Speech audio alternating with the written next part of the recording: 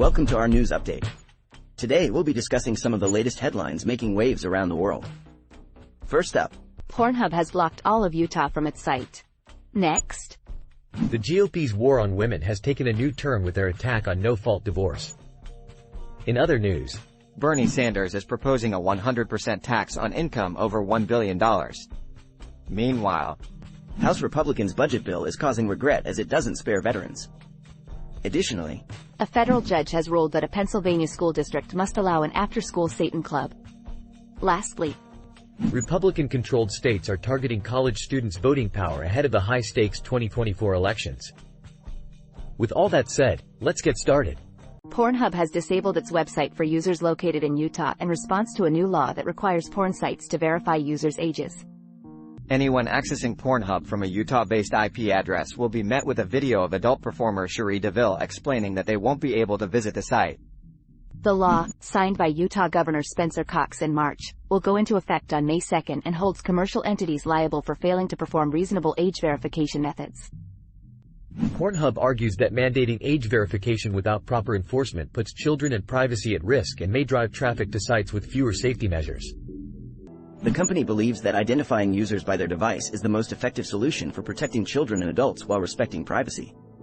Utah has a history of taking a strong stance against pornography, with the state declaring it a public health crisis in 2016 and passing laws requiring adult content filters on devices sold in the state. Well, it looks like Utahans will have to find a new way to cope with their marital issues. Speaking of which, the GOP has found a new way to cope with their fear of empowered women. All 50 states and the District of Columbia have no-fault divorce laws on the books, allowing either party to walk away from an unhappy marriage without having to prove abuse, infidelity, or other misconduct in court. Researchers found that the emergence of no-fault divorce laws led to dramatic drops in the rates of female suicide and domestic violence, as well as decreases in spousal homicide of women. Today, more than two-thirds of all heterosexual divorces in the U.S. are initiated by women. Republicans across the country are now reconsidering no-fault divorce, with the Texas GOP calling for an end to it and the Louisiana GOP workshopping a similar proposal. Right-wing blowhards like Steven Crowder have been embracing arguments against no-fault divorce with increasing frequency. It wouldn't necessarily take a vote of the legislature to end no-fault divorce in Texas, as a motivated plaintiff could bring the case before a sympathetic judge who has expressed ideas against it.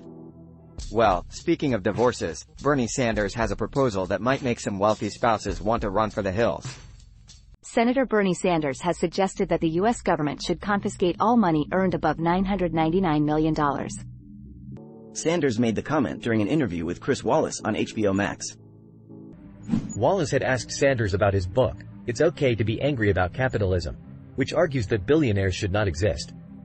Sanders believes that people can survive on $999 million and that the government should take the rest. He also criticized Walmart for paying low wages and relying on government assistance for its employees. Sanders argues that his comments are not a personal attack on billionaires, but rather a critique of the system that allows extreme wealth inequality. Well, speaking of taxing the rich, it looks like House Republicans are also not sparing our veterans in their budget bill. Looks like they're trying to make enemies on both sides of the aisle. House Republicans passed a government funding bill that includes massive federal spending cuts and raises the national debt ceiling for less than a year. House Speaker Kevin McCarthy and his deputies challenged President Joe Biden to begin bargaining with them. House Democrats are depicting the legislation as a devastating cut to the health care and cash benefits that military veterans receive. National Democratic Party organs are vowing to use the vote against Republicans in competitive House races in 2024. House Republicans are on the defensive, accusing Democrats of shamelessly lying. The Republican bill sets limits each year for the next 10 budget years, starting October 1st, on how much Congress can dole out in regular appropriations or discretionary spending. Well, it looks like the House Republicans aren't the only ones making deals with the devil. In other news, a Pennsylvania school district is now required to allow an after-school Satan club. Stay tuned for more devilish updates. A federal judge has ruled that a school district in Pennsylvania must allow an after-school Satan club to convene. The American Civil Liberties Union, ACLU, announced the ruling as a victory for free speech and religious freedom. The judge found that the First Amendment's protections must prevail, despite objections to the controversially named organization. The school district must allow the club to meet on 3 previously agreed pawn dates, but won't have to distribute permission slips for students to take home. The suit was filed by the National ACLU, the ACLU of Pennsylvania and Deckert LLP on behalf of the Satanic Temple in March. A similar controversy in Virginia earlier this year also resulted in an after-school Satan club being allowed to meet. Well, it looks like the after-school Satan club will have some new members in Pennsylvania.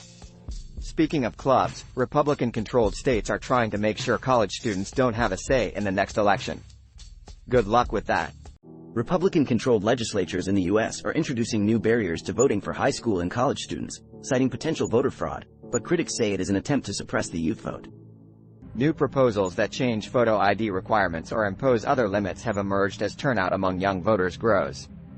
Laws enacted in Idaho prohibit the use of student IDs to register to vote or cast ballots, while a new law in Ohio requires voters to present government-authorized photo ID at the polls, but student IDs are not included. A proposal in Texas would eliminate all campus polling places in the state, while officials in Montana have appealed a court decision striking down additional document requirements for those using student IDs to vote.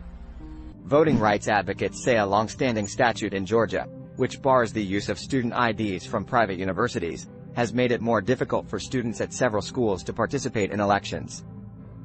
Critics argue that Republican lawmakers are trying to keep left-leaning groups from voting and shrink the eligible electorate, while proponents say the changes are needed to protect against voter fraud and shore up public confidence in elections.